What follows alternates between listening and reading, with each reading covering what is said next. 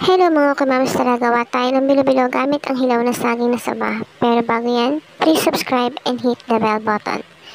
Ito na ang ating ingredients: 3 cups coconut milk, 7 pieces unripe banana, 6 pieces ripe banana, ube, 1 piece potato, sago,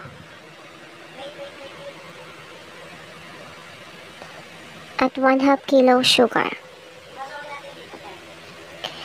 Balatan lang natin ang ating hilaw na saging na saba.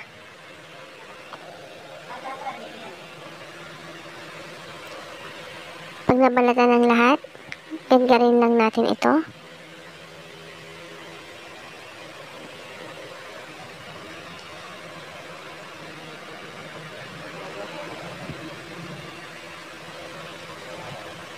Bilugin na natin.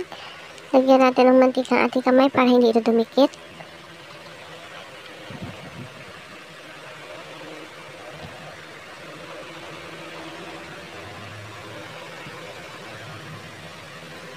At pag natapos ng lahat, lagyan na natin ang ating gata sa kawali. Haluin lang natin hanggang kumulo. At kapag kumulo ng konti, ilagay natin ang ating asukal.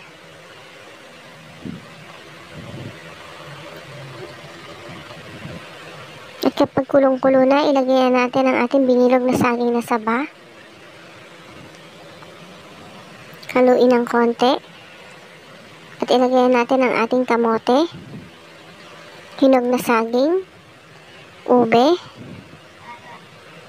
at sago. Haluin ulang natin ulit mabuti.